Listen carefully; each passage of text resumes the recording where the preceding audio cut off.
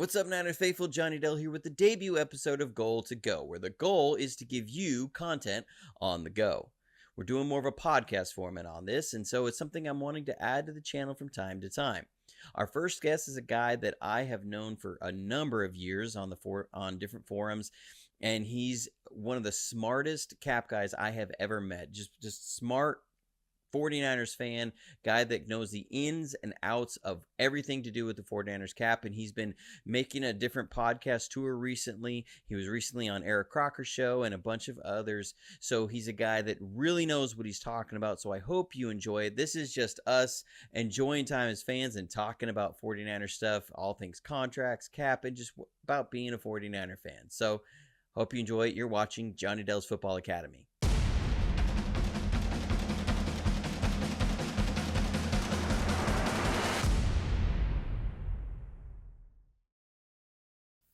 Well, hey there, guys. I'm here with Jason. This is actually our second go around because somebody over here forgot to hit the record audio button, but we're live and we're going now, so you can see us in all of our glory.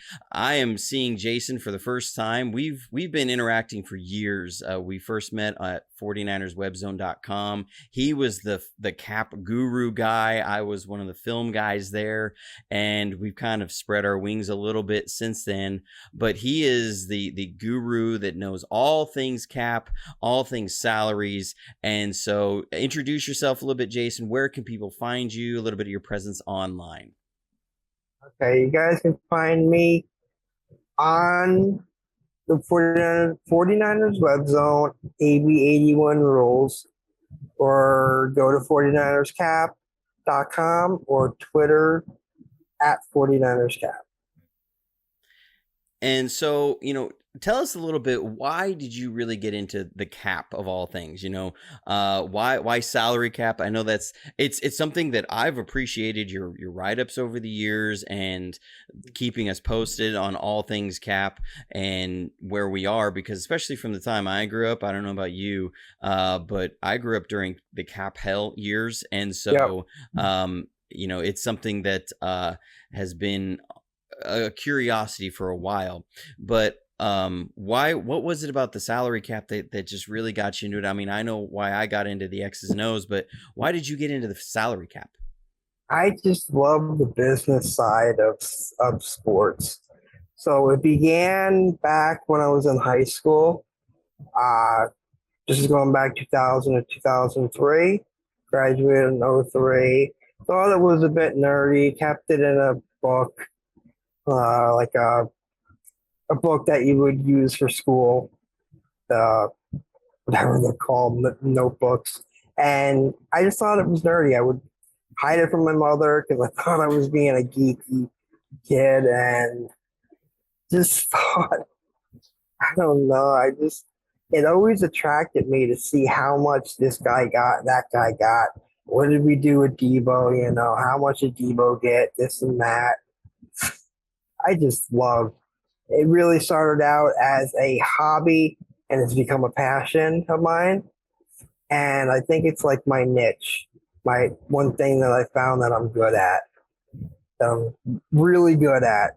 Like you're good at the X's and O's, where I'm good with knowing like the cap numbers. Like I'd say I'm okay when it comes to evaluating players, but I'm not anybody that's like perfect with that by any means necessary.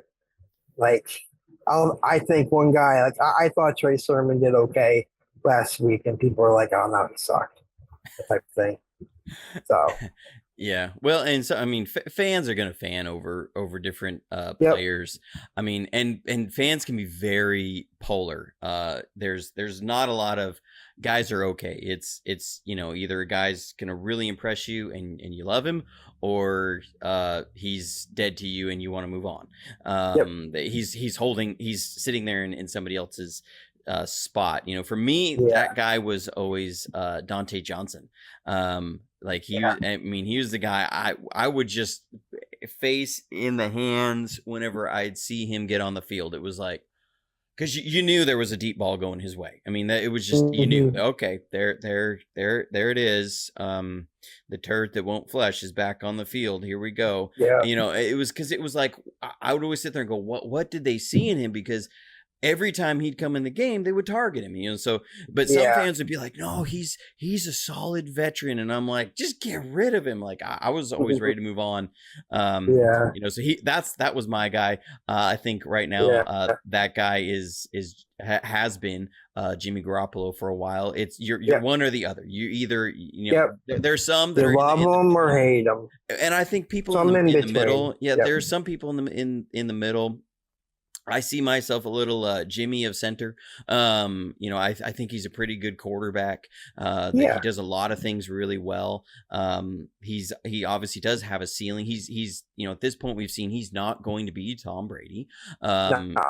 But he's better than a lot of fans give him credit for. But it's like Yeah. people who are in the middle, I've seen, don't really want to. I don't think they want to talk about it in social media because it is one or the other, and the two camps are very, very staunch and rabid. Yeah. So you know we can get that way. That's I think with Trey Sermon it Yeah. can turn out that way. Different players Yeah. will be that way. I mean, fans Yeah. are just going to fan, and one thing I've always appreciated about your perspective coming at our salary cap is you come from the perspective of a fan, and you know we were talking on the first recording how we're the same age.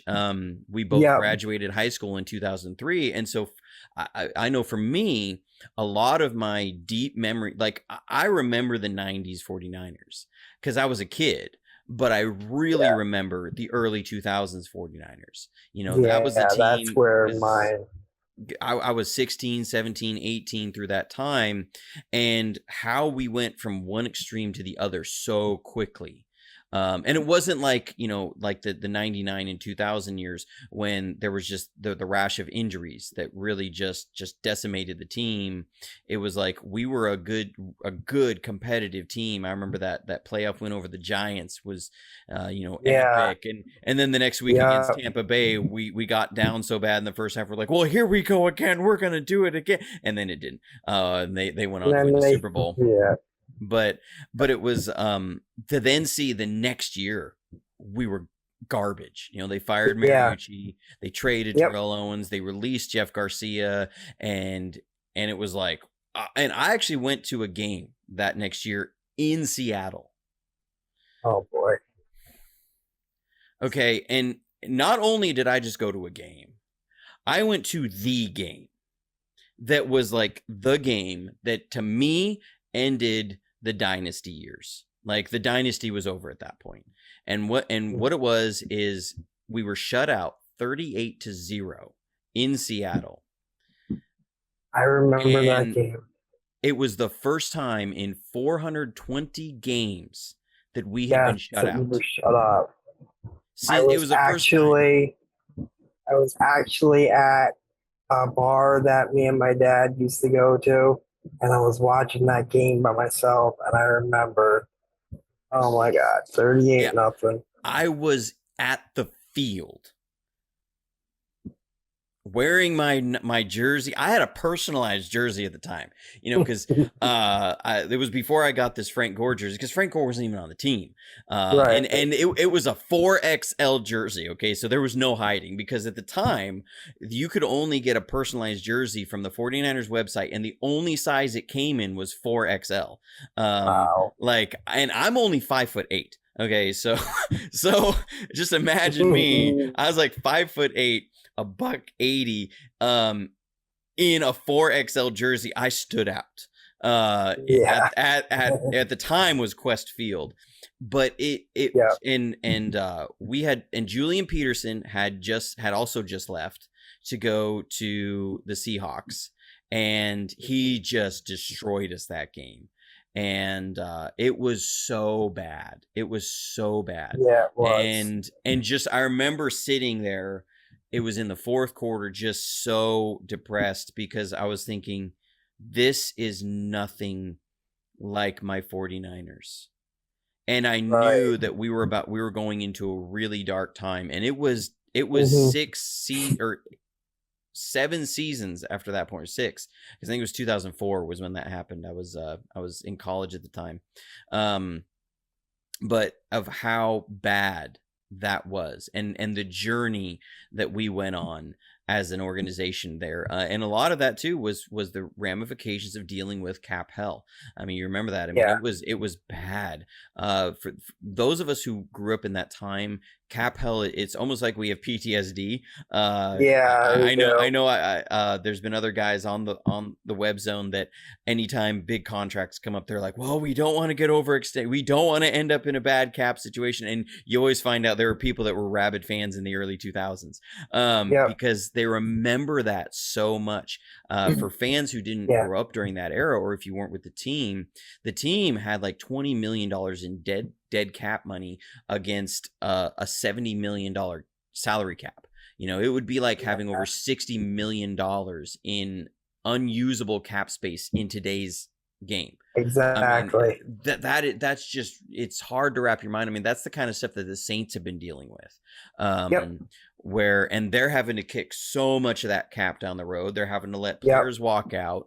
Hmm. They have to do this funky contract with their quarterbacks, that might be quarterbacks, they might be running backs. Yeah. They're having to do all this weird stuff to Taysom get Hill. under the cap. And I think one guy that should get a lot of credit for us kind of getting out of that cap hell time and into a very sustainable cap for the last 10 years. Us 49ers fans don't realize how competitive we have been since Right. 2011. When you look at the Yeah. 2011 season, we're talking, we've had 5 trips to the NFC Championship game.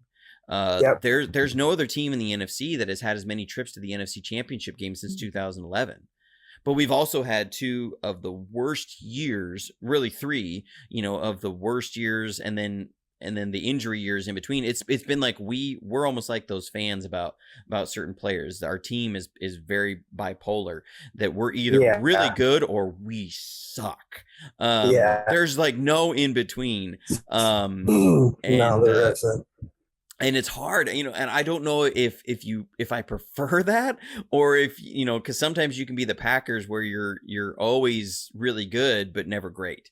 Yeah. And do you prefer that, or do you prefer getting right to the top of the league each year and then just bombing the next, and then being this yo-yo back?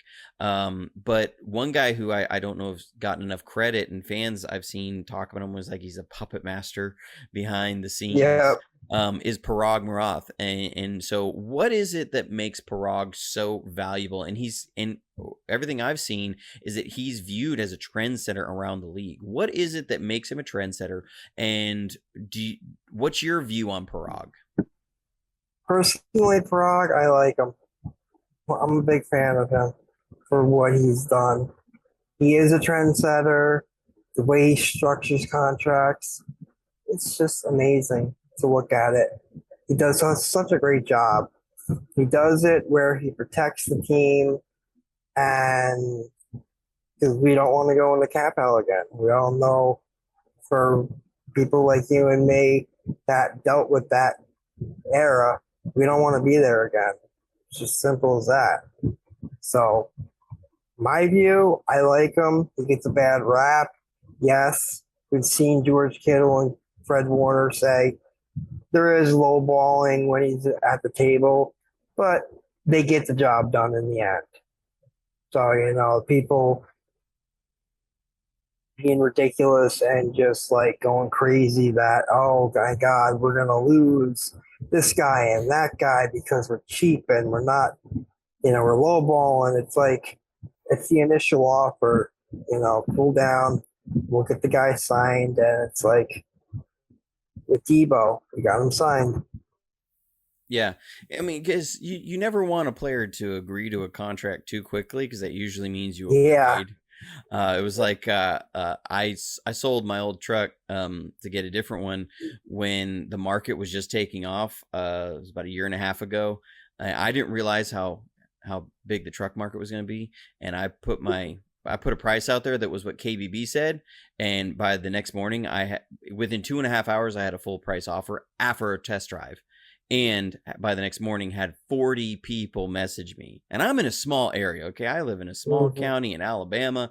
So it wasn't like I was in a big city where people are everywhere. And I was sick. I was like, I should have asked more. I should have shot high and then negotiated, so it's the same thing with these contracts. You don't want them to shoot up and get, oh yeah, I'll take that, because well, then oh man, I overpaid. Overpaying them. And it's really not about can you keep Debo. It's can you keep Debo while keeping Nick Bosa, while keeping Fred Warner, while being able to re-sign Jimmy Ward when his comes up, while being able to re-sign Ayuk when he comes around, while being able to, it's not just the one thing. You have to, it's what he's so good at is getting things to where you can hold on to your really good players. The one thing I remember made me sick, with even as much of a headache as he was watching Terrell Owens walk out the door, because you knew that this was one of the best receivers in the league, and we didn't have anybody behind him. I remember they drafted it was Rashawn Woods to replace him. He was 17th overall in the draft, and he played like 2 years, had like 6 catches. So we've seen you can't always replace guys like that, and they let Jeff Garcia walk out because of cap reasons, and so it's you can't sign Debo and then lose something else on the team that's also very valuable. And one thing I've always appreciated with Parag is making sure that we end up finding a way to take care of our own guys, because that also sets the standard and the expectation among young guys when you come in. If you put your nose to the grindstone, if you work hard here and you excel and you grow and you become a great player, we will reward you. You're not gonna, you're not gonna end up then hoping that another team picks you up or believes that is going to take a gamble on if you'll be good in their system. We will reward you. And I think that sets a culture of taking care of your own. So with that, I think that Yorks have also gotten a rap over the years of being really cheap. And some of that is warranted. I mean, the era we grew up in, that was well documented and known that when they came in after, or really John York, after Eddie had to surrender the team to his sister, that the culture changed. With Eddie, it was first class everything. They were in the first class hotels. They had their own chartered flights that were going to be high class flights. They had the best of everything in the facilities. And then I remember on a Monday Night Football, them talking about it was John Madden talking about how in their production meeting they had talked with Garrison Hurst about what was so different between the Yorks and Eddie. And he said, well, with Eddie, everything was first class. And here I just got docked 32 cents in my pay for a letter I sent from the headquarters, because they came in and they said, we're going to watch every penny and you're not getting any perk. And so the Yorks had this reputation that they were not going to spend money. They weren't going to give out big signing bonuses. And, when I look at what they've done now, I don't think that's warranted. And so what have you seen from the spending perspective that says, are the Yorks cheap? No, they're not cheap. By no means. Were they back when they first took over the 49ers organization? Probably, you could say they were. But now, no. You look at what they did, they gave Jimmy Garoppolo $27.5 million or $28.5 million a year. They've given George Kittle $15 million a year, Eric Armstead $17 million a year, Jimmy Ward $9.5, Fred Warner $19 million a year. They gave Trent Williams $23 million a year, and they just gave Debo almost $24 million a year. So yeah, no, they're not cheap, and it's well documented over the years of what the teams have done. What they've spent to get players to come here.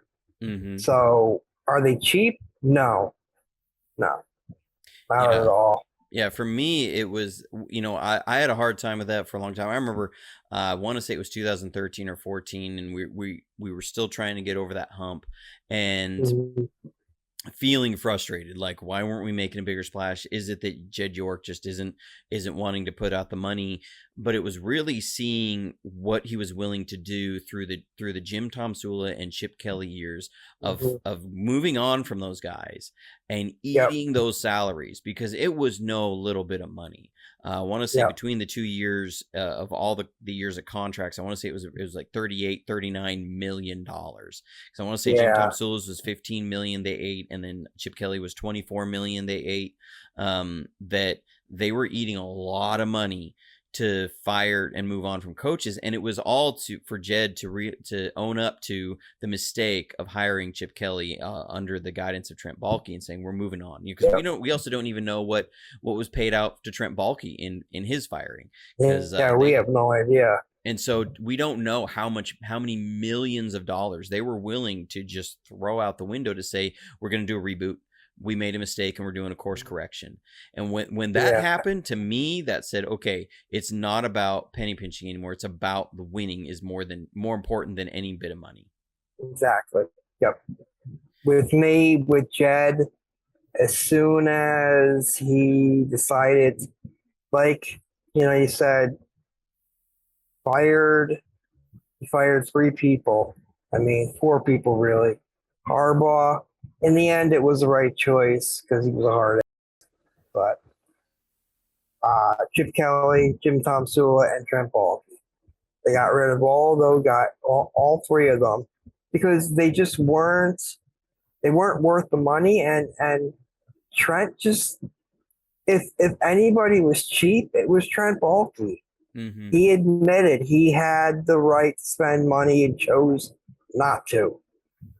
Yeah, and Trent was also he was notorious for trying to find that bargain player coming off of injury. Yep. And oh man, I remember Same so many Beatles. years. God, just always sitting there going, watching guys that they were hoping, they were counting on it, and because it wasn't just like we need this guy to be decent. It was, we need a quality player here. I remember like Marshawn Lattimore. They needed a number 2 running back with Frank Gore. Yeah. Frank Gore, I mean, Yeah. he was getting so beat to death, and he had been for Yep. so long that I remember he was good for like 2 or 3 ankle injuries a year. He was getting so beat up, and you were like, man, if we could just take a little bit of pressure off him. And they went out to get Marshawn Lattimore because they could get him for a steal in the later rounds, which means they were going to get him, and he never saw the football field. No, never. And it was like so many guys. I mean, remember it was like Team ACL that we had that they were constantly trying to get guys and constantly having trouble keeping guys on the field. Yep. And so Trent Baalke was one, because I remember before Baalke we had, when they brought in like Nate Clements and his massive contract for the time. Yep. Again, 8-year, $80 million. Oh yeah, and it was 2006. I want to say 2007. It was during the time that we had that Patrick Willis came on, because we had Nate Clements and Walt Harris, I believe, were our 2 corners at the time. Yeah. And I mean, it was unreal because it's $10 million a year at a time. I remember Alex Smith when he was drafted, and they gave him a 7-year, $49 million contract, and that was like one of the biggest contracts for a quarterback in the league at the time. Right. So when you're looking at a quarterback's making $7 million, number 1 overall pick in the draft, and you have then a corner making $10 million. I mean, that'd be like a corner making $50 to $60 million a year in today's money, all for like 2 interceptions a year. Bad choice. It was like his number was 22 because you were going to get 2 interceptions a year. You're just doubling it up, 2 and 2. Now you're going to get 2 interceptions a year. But I mean, he had that great year in Buffalo, and everybody, and they needed to show that they were going to spend some money. And didn't work out really. They had to overpay though. But we had to, because we couldn't get anybody there. Yeah, the team was so garbage you couldn't get no free agent. The team was garbage, and the team was known for being cheap, and so nobody wanted to come here. Yeah, and they also had that tackle they brought in from Buffalo. I remember that tackle from Buffalo. I can't remember his name, but he brought that guy in, and And he didn't play out well either. Always hurt. Overpaid for him. Yeah, always Yep, hurt. he I'm was trying to always remember hurt. his name. Cause yeah, I remember exactly what you're talking about. A big guy, cause he was the left tackle the first year that Joe Staley was Yeah, in '07, and he was always hurt. Joe Staley was playing the right tackle.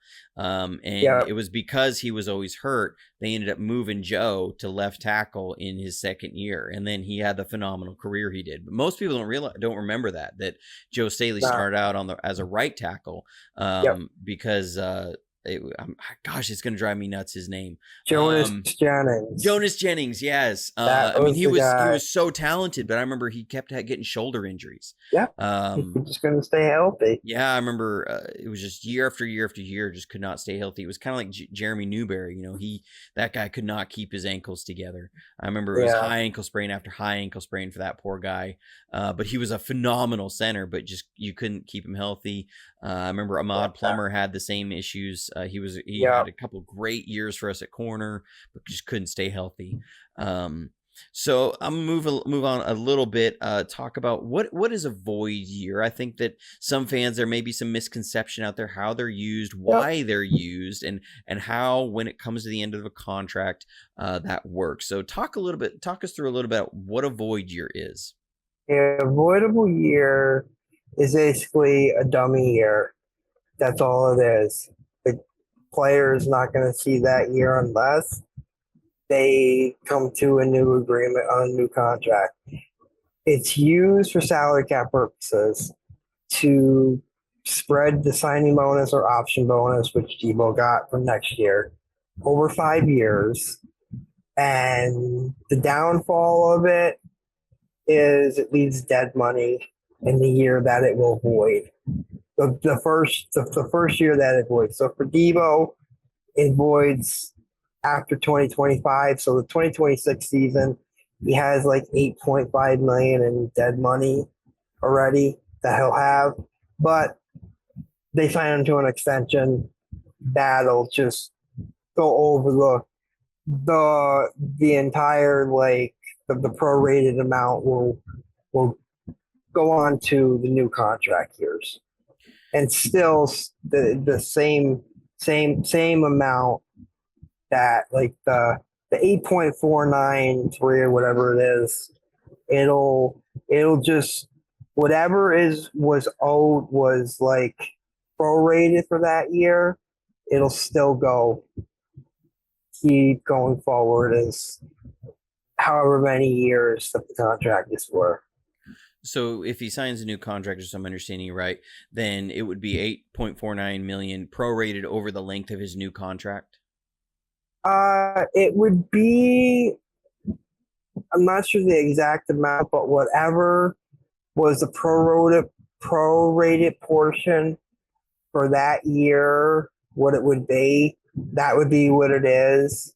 So it's like 2 million maybe in that year, and then going forward it'd be like 2 million or 4 million, like that. I'd have to look at exactly what it is, but pretty much like that. And it seems like, because I remember the 49ers first using that back with Anquan Bolden, when he signed his extension, when we were trying to Yeah. keep that Super Bowl running team together.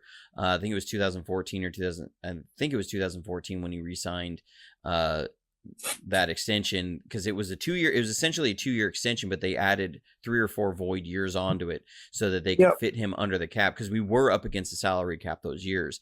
And they gave him that bonus so that they could structure it out to where the first year his cap number was really low, but his cash paid was like $6.5 million, and the next year his cash paid was $6.5 million, but we could fit him under the salary cap on that first year and then absorb the bigger hit the second year and just kind of let it roll through the rest of the time. Yep. So that does seem like something that is really being used a lot more in the league. Would that be correct? Yes, it is. It's being used a lot more around the NFL, especially with the cap going down and being pretty much like a flat cap right now, with it not going up much, not until probably 2024, 2025, after the new TV deals kick in next year, the new TV rights, whatever, the new TV massive contracts with NBC, ABC, CBS, and Fox, Yeah, and and ESPN. the extra revenue Well, from a ABC is 17th game. ESPN.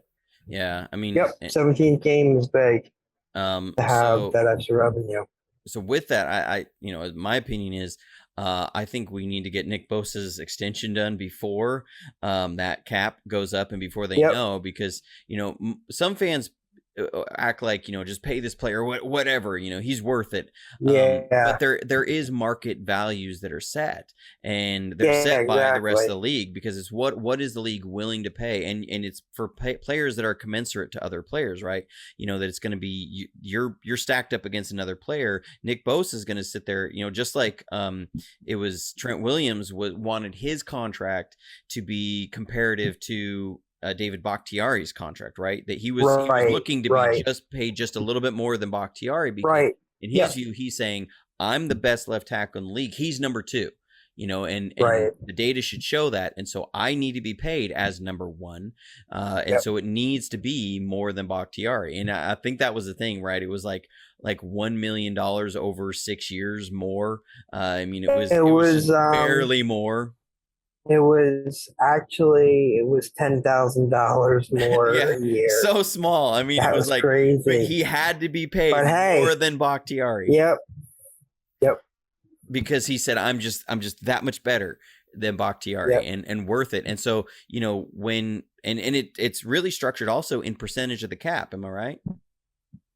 Pretty much, yeah. Yeah. So, because that's why you see these contracts inflating over time, because what they're going to look Yeah, at is like, a higher cap raising. right, like It's going to TJ be Watt. a rise in the cap. Right, Yep. because TJ Watt got a certain percentage of the cap. So when Nick Bosa comes around, he's going to want the same percentage of the new cap, right? He's going to want Yeah, that, or as a figure, right? So if the cap is going up, he yeah, wants that. His salary needs to also increase. yeah, exactly. And touch on Nick. Um, my feelings is that a deal will get done probably next off season, like John Lynch said, and you're going to be looking at $32 million a year, maybe 35 if he breaks the sack record and maybe gets that um, defensive player of the year awards. 80 million to 85 million in fully guaranteed, 110 million in overall guarantees. So yeah, it's going to be a big contract. Yeah, but he's worth it, Yeah, he is. He's the guy you cannot let walk. right? So picking up a little bit off of the Nick Bosa contract, we've seen a lot of different things, that there's different kinds of bonuses that teams offer, right? There's the signing bonus, there's roster bonuses. Why do teams use different bonuses, for one? Two, what's the difference between fully guaranteed money, and why and how do teams use those the way they do? Okay, teams tend to use uh, signing bonus and an option bonus are able to be prorated, so that helps to lower the cap number. You have like a roster bonus if like some teams use it. 49ers don't use like a roster bonus. They use a per game roster bonus where the player gets paid for being active for each game. Each game he's active, he gets paid 1/17 of whatever they got. For Debo, it's 750,000. It's the same thing with Trent Williams. The difference between guaranteed and fully guaranteed. So fully guaranteed, we'll take for example Debo Samuel. He got $41 million at signing. That's what he's guaranteed to get, no matter what.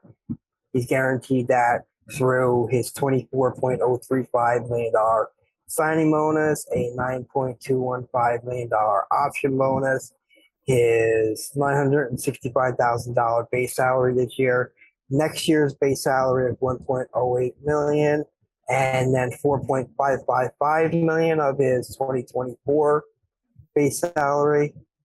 So that's what fully guaranteed money is. It's basically he's guaranteed to get it no matter what. So he doesn't have to worry about that. Now he got a total of 58.167 million. It's something like that, guaranteed. The other that is basically guaranteed for injury and then fully guaranteed on April 1st, because that's what the 49ers do. They do April 1st.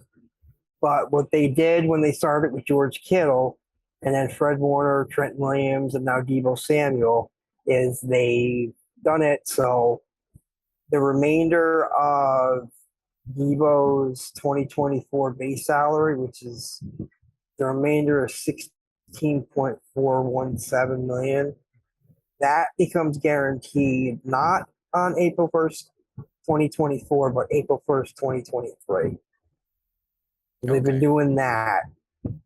So Okay. that's a big thing that they started with George Kittle.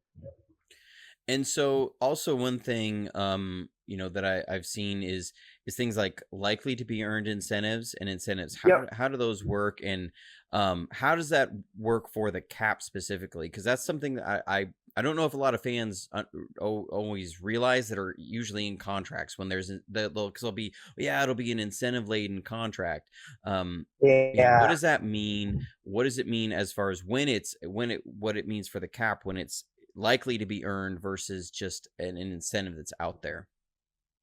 Likely to be earned incentives count against salary cap. So for Deebo Samuel, because he had over 3 touchdowns rushing, he has $150,000 that counts this year.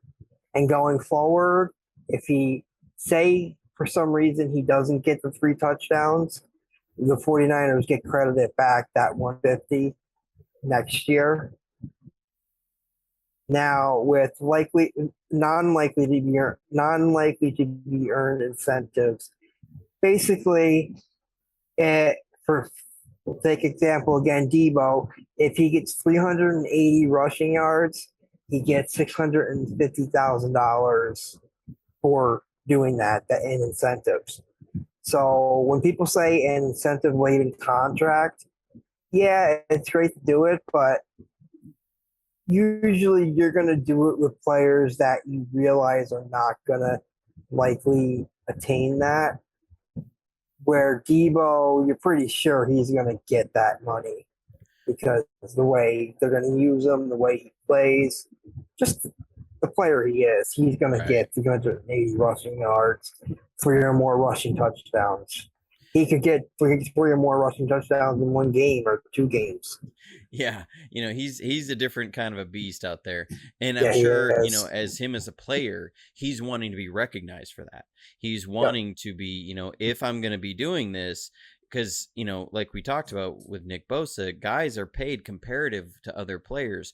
And, Debo, when he's scoring touchdowns running the ball, it puts him in this weird place because do you pay him as like a Cooper Cup that's catching all of these touchdowns? You can't really compare it. Are you paying him like a running back that's running for these Right. touchdowns when it's a little bit of the running, a little bit of the receiving, Yep.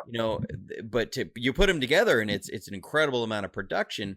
But how Yep. do you then do you determine a market value off of that when running That backs are not is paid the same as receivers? exactly. And so, Exactly. I see the incentives in that as a way to bridge that gap a little bit to say we're going to pay you Yes. like a very good Yes. receiver, but if you're scoring touchdowns, we're not going to make that count against you.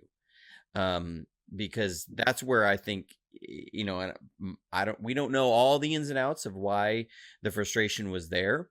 But Right. personally, I wouldn't be surprised if some of it was feeling like that the usage of a running back was counting against him. Not that he minded being used that way, but Right. is he getting paid one as a recognized as the type of receiver he is instead of his usage as a running back counting against him, really? Right.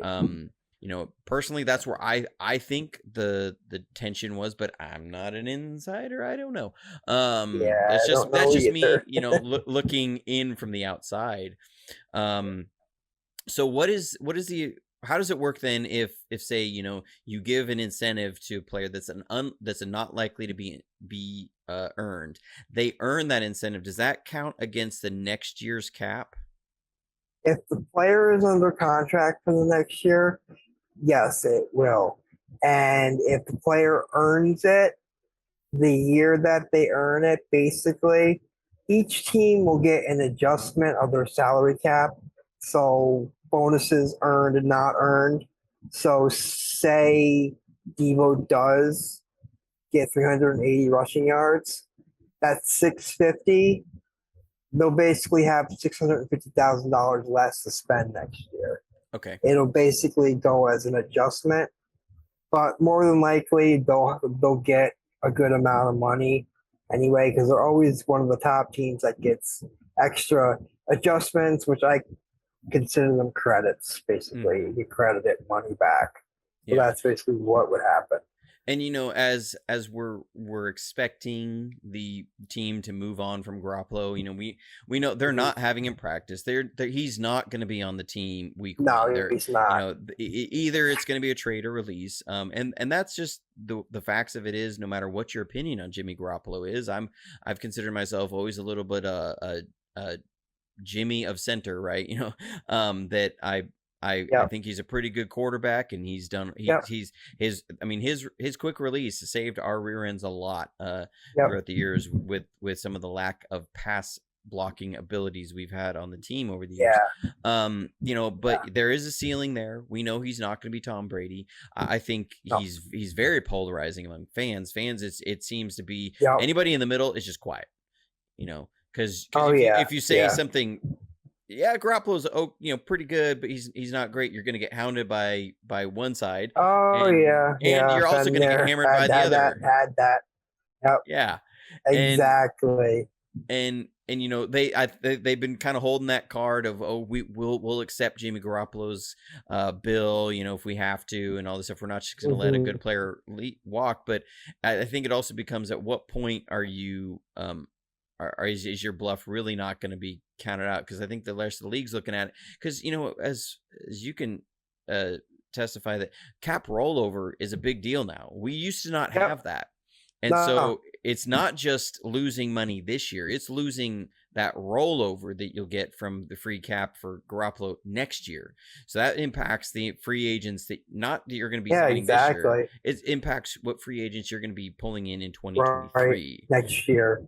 And so they're not going to be holding on to him. They would have him practicing if they wanted, but they don't want to risk him getting injured and then being stuck with the injury guarantee. And so, what is our cap situation going to look like once we move on from Garoppolo? And I know you were beating that drum all off season that we didn't have to shed Garoppolo before extending Debo. I mean, you nailed that one, absolutely. And I remember seeing you on the forums and on Twitter, very active in that of like, guys, we don't need to do this. And people be like, yes, we do. It's all because of Garoppolo that we're not resigning Debo. And and people getting so animated about it. I know. I mean, and it was like you slapped their mom when you said no, that's not why. But what is our cap situation going to look like post Jimmy? Okay, so post Jimmy, while we will save over $24 million by cutting him or trading him, which is probably not going to happen now. So even though we're going to get that $24 million when the roster is constructed the way it is, however it is, I'm projecting like in the $18 million range of what they're going to have in cap room starting the season. So they're probably going to be able to carry over like 12 to 14 million. 12 to 14 million, which doesn't sound like a lot, but considering you've got Emmanuel Mosley, Aziz, Dre, Greenlaw, guys like that'll help at least sign some of them. Yeah. New contracts, Jimmy Ward. To me, I hadn't put this, told you we were going to talk about this one, but I'll drop it on you. When I look at Aziz Al-Shaair and Dre Greenlaw, I really look at it like the team's going to have to make a choice. Um, Yes. I feel like both those guys are going to get paid. They have both played very well when they've played and been very very highly productive players. To me, when I look at our situation, I just don't see how we can justify the Fred Warner salary, and then both what Aziz will get and what Dre Greenlaw will get, because they're both unrestricted free agents next year, correct? Correct. Yeah. Yeah, So yeah. I just don't see how we can justify that much as they're going to command, along with Fred Warner, into the budget for just the linebacker positions. Yeah, it's going to be tough. I don't see them keeping both. Maybe one of them. So it'll definitely. This is probably going to be the last year where we have all three, barring something crazy happening. But they'd be more wise to put the money towards Mosley if he has a big year. Yeah, I mean, because you also look at it that uh, the teams usually, as far as I remember, last time I looked at the numbers, the teams only in base about 35% of the time. That they're Yeah, usually in nickel or dime 65%, 65 to 70% of the time in today's yeah. NFL. So do you really pay that much for three linebackers when you're only going to have two on the field for the majority of the Mm, time? You're yeah, going to have to let just, one guy go, and it sucks. I yeah, mean, that's just part of the yeah. what It sucks does. about It having a full sucks. cupboard. Do you think that we might try a sign and trade with one of those guys? Is that an option in today's NFL? Sign and trades don't happen really in the NFL. Yeah, No, because I'm if I'm just they're sitting gonna, there wondering. if yeah, it'd be nice to get a draft pick, but Yeah. it's not gonna happen, unfortunately. Now, But good thing is we'll at least have them this year. why do you think that there isn't very many sign and trades that you see? When there's teams that have salary cap in excess, a team like the Jets, who've just been terrible for so long that they have a lot Hmm. of salary cap room.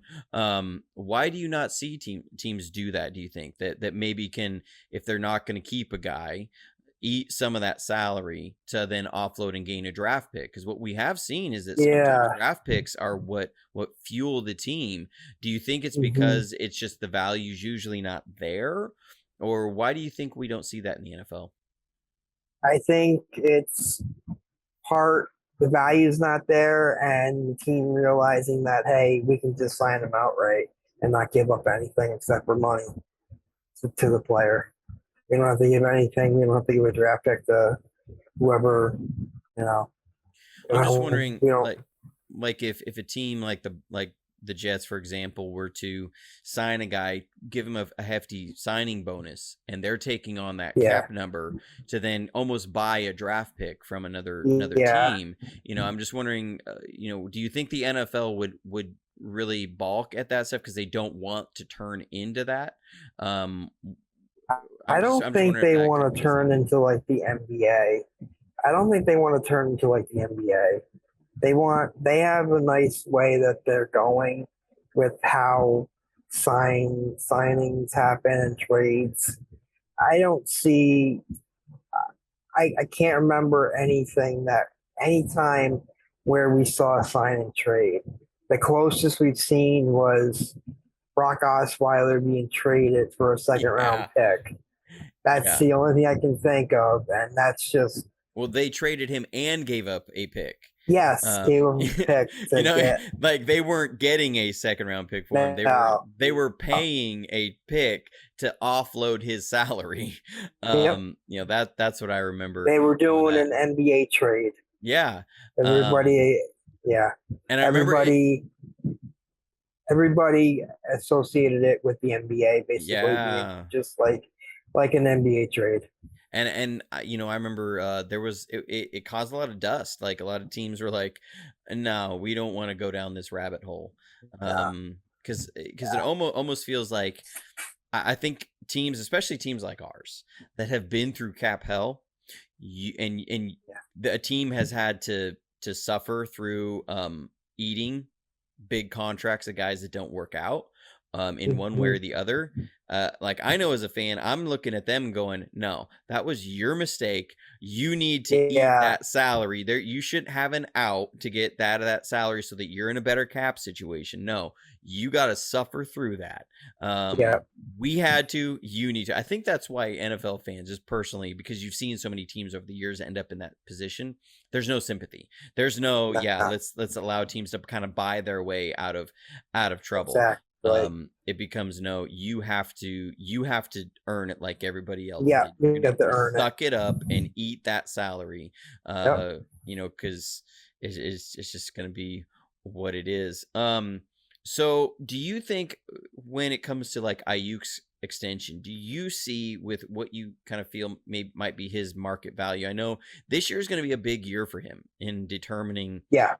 his market value, because right now, if you look at his production, I know us fans, I'm high on Ayuk. I really like the I kid. love Ayuk. I think I love Brandon. yeah, I think he's our best man cover beating receiver.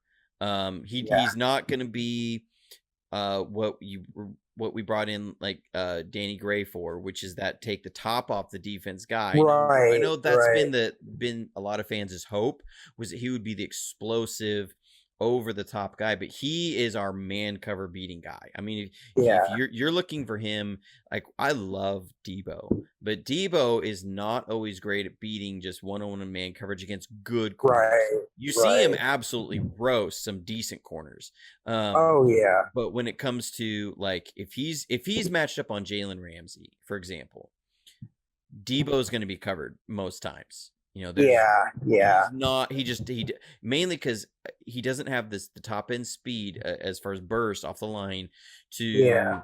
to really threaten corners. So they're going to kind of sit on him a little bit more. Ayuk is that Yeah. guy though that he can tend to shake from almost anybody.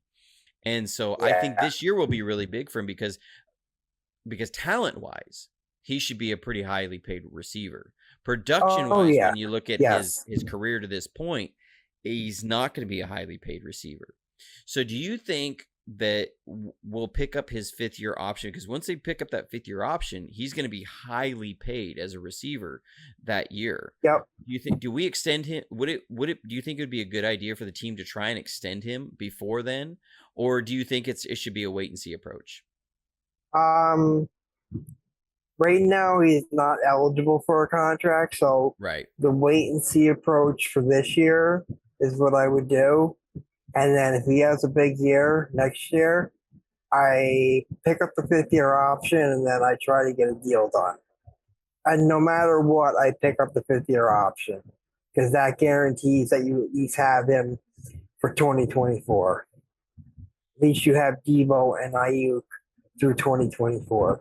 Right. And then after that, if he has, another great year in 2023, he's going to get what Debo got or more.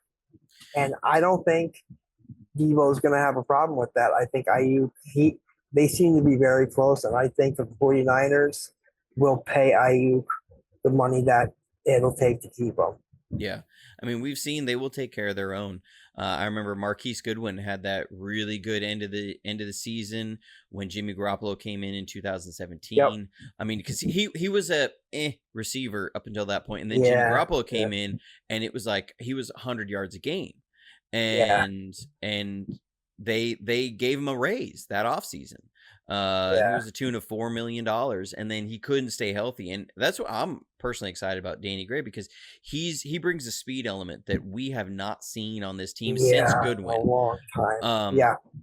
And because Goodwin was there for a number of years, for a while, but he couldn't stay on the field. I remember 2018, he got hurt, bruised thigh, like first quarter against the Vikings. He was doing a crack block and got kneed in the leg, and he was out, and he was almost non-existent all year, and then got hurt the next year, and he couldn't stay healthy, and he was the deep threat. And he was the guy that was expected to be able to take the top off, and we haven't had that kind of speed since 2017 in the receiver room that can really stress a defense vertically. So I guess to kind of wrap it up here, if you're the 49ers, what are your biggest cap concerns going forward? What is your biggest priority going forward, other than Nick Bosa? I know Nick Bosa is probably, I think everybody will Yep. agree. Yeah, You don't see him Nick's go the to the biggest Rams. one. Yeah, No, you don't see him go to the Rams. no, That would make every. no. I'm pretty sure there would be riots at 4949 headquarters, that Yep, there would be weeping and gnashing of teeth. There would be effigies of Jed York being burned all over San Francisco yep, if Nick Bosa walked, because he'd go to the Rams. I mean, that's a Rams move. Like, they yep. would get him, and so That's it. obviously he's number one priority to extend. But for you, Yeah. what is it after Nick Bosa, and then what would be your biggest concerns, and what are the things that you're most excited about? Salary wise, how we're set up for the future. After Nick, I would say it's Brandon Ayuk. It's Ayuk is the biggest next biggest to worry about. Um, I'd also put Emmanuel Mosley up there. It depends on how he does this year. He has a big year. I resign him because you need two cornerbacks in the NFL to stay, and Ambry's not exactly looking great. So, concerns. I'm really not concerned about the cap going forward. I'm actually very, very, how you say, very enthusiastic. I'm very happy with it because they're going to have a lot of cap room in the coming years where they're set up perfectly future wise. They can re-sign some players next year, and then after that, they're going to have cap room. They're going to go back to being like $50 million under the cap, probably. So I don't see them having to shed players.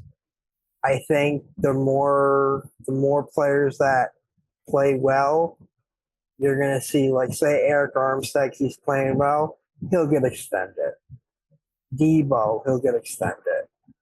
Players like that, Fred, I don't know if Trent's going to want to play past his 6-year deal, but you can see that anything's possible. George Kittle, I mean, yeah, he has injury problems. Juice, you love Juice Check, so. Yeah. So you would put Ayuk over like Jimmy Ward, because isn't him coming up for an extension around the same time? Boy, extension wise, just talking extension, Ayuk, talking free agents, Jimmy Ward and Emmanuel Mosley, since they're both free agents next offseason. Mm-hmm. I think it's those three players that I look at as the next, besides Nick Bosa, the dominoes to fall for the Niners to get re-signed. I hope they are able to re-sign Jimmy and Emmanuel. We'll see. Yeah, definitely, we'll see. And it's fascinating to me to see how the fan base talks differently about Jimmy Ward now, because he for so long was bemoaned by the fan base as the guy. He was the glass cannon.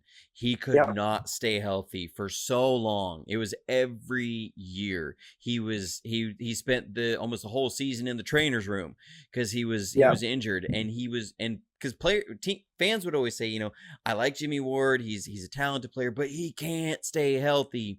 He just can't get on the field, and we keep paying him just to be injured.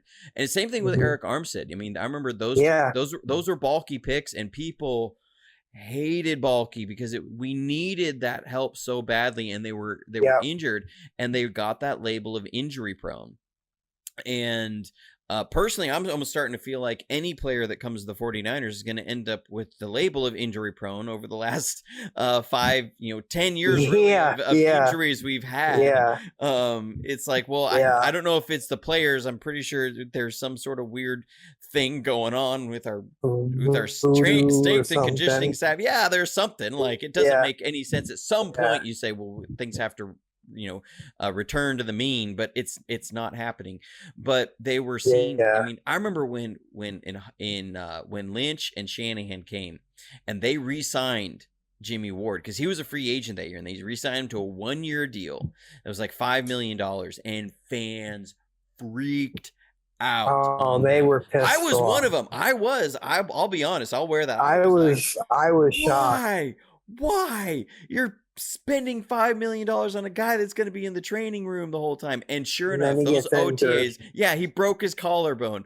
I remember there was a certain beat writer who shall remain nameless, that did end up asking Robert Saleh that year what the problem with Jimmy Ward was. He said, "Is it a milk issue?" Because he kept breaking his bones all the time, and Oh, but funny. because he was trying to say is you need more calcium. I get that, but Yeah. and especially with who the writer was, it was funny. Um, if he's watching, uh, yeah, you deserve the roast. But anyways, it was something that Jimmy Ward, nobody wanted him. He was injury prone, and now he's been one of our most durable players, one of our most reliable players.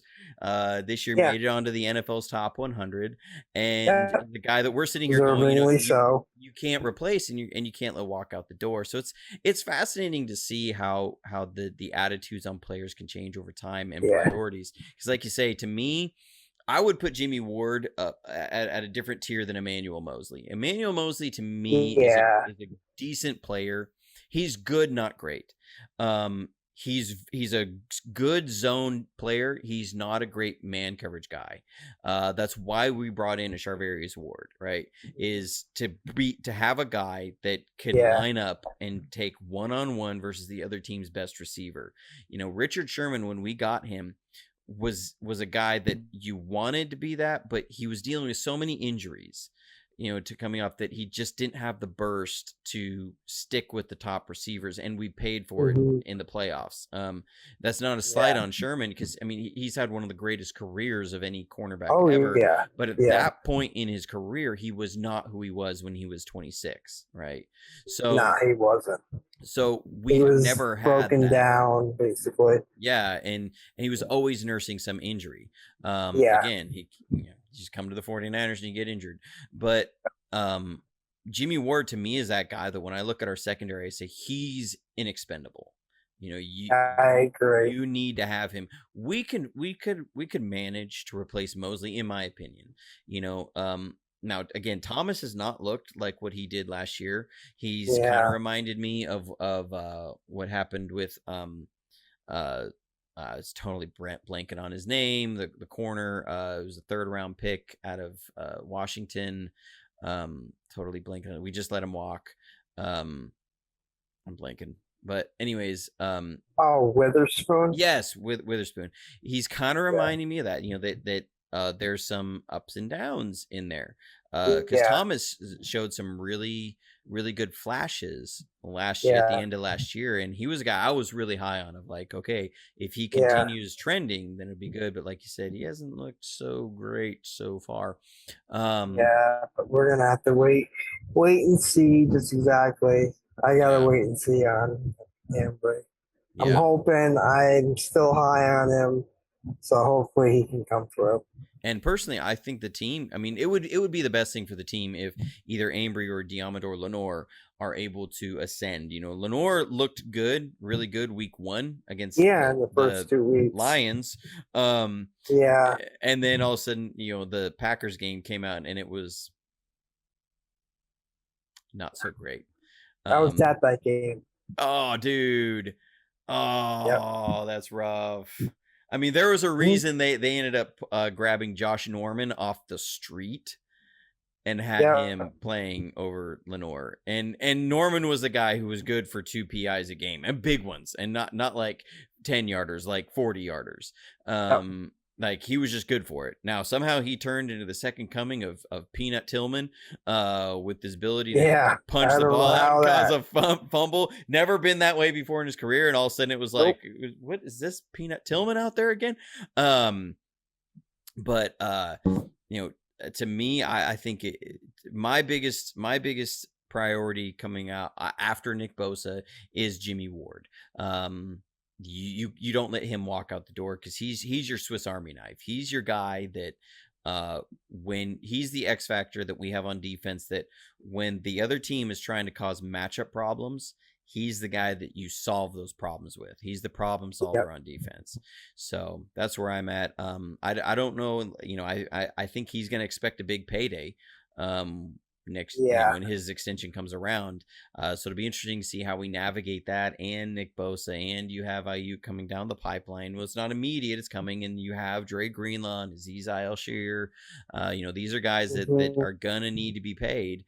And how do they navigate that will be interesting. Like you said, we have a lot of cap room coming up, but we do Yep. have a number of open holes that are coming up. So how do Yep. we fill those? You know, you have McGlinchey at right tackle. Personally, I'm not that high on McGlinchey. He's a fantastic Very. run blocker. He has Right. always been a liability in pass protection, and that's my biggest Exactly. concern. That's my biggest concern with Trey Lance going forward, is not the abilities of Lance.